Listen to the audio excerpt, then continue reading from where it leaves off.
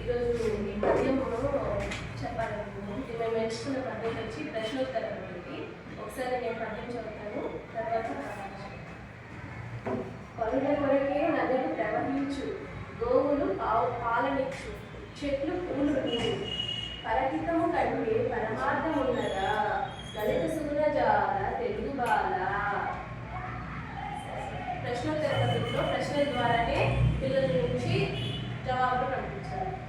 గోవులు గోవులు ఏమిస్తాయి? పాలను. నదిలో ఏముంటుంది? ఏముంటుంది? నీరు. నీరు ఎవరికి ఉపయోగపడుతుంది? ఎవరికి ఉపయోగపడుతుంది? నీళ్ళు మనందరికీ ఉపయోగపడుతుంది. నీరు ఎవరికి? గోవు ఏమి ఇస్తుందన్నామో పాలు ఇస్తుంది. గోపాలు ఎవరి కోసము? గోపాలు ఎవరి కోసం ఇస్తుంది? చెట్లు ఏమి ఇస్తాయి? చెట్లు పండ్లు ఇస్తాయి, కాయలు ఇస్తాయి, నీడనిస్తాయి, ప్రాణిస్తాయి. ఇవన్నీ ఎవరి కోసం ఇస్తుంది? మన కోసమే ఇస్తుంది. నదులు నీరు ఎవరికి ఇచ్చింది? మన కోసం ఇచ్చింది. గోవులు పాలు ఎవరికి ఇచ్చింది? చెట్లు పూలు ఎవరి కోసం పూసింది? మన కోసమే.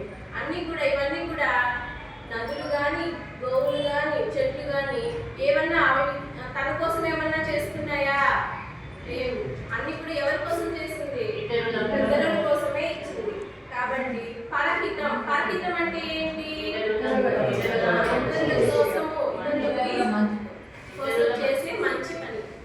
పరమార్థం అంటే ఏంటి?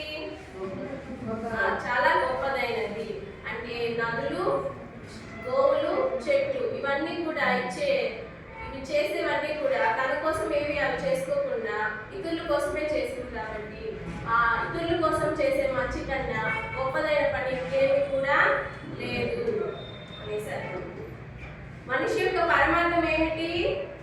ఇతరులకి సహాయం చేయడమే. ఈ పద్యం వల్ల మీకు ఏమర్థమైంది? నదులు, గోవులు, చెట్లు ఇవన్నీ తన కోసం తాను చేసుకోకుండా పరుల కోసం ఏ విధంగా పరుల కోసమే తను చేసింది. కాబట్టి మనం ఇతరులకు కూడా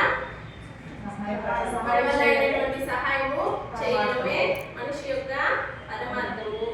చివరన ఇక్కడ ఏముంది? చివరిలో లలిత సుగుణ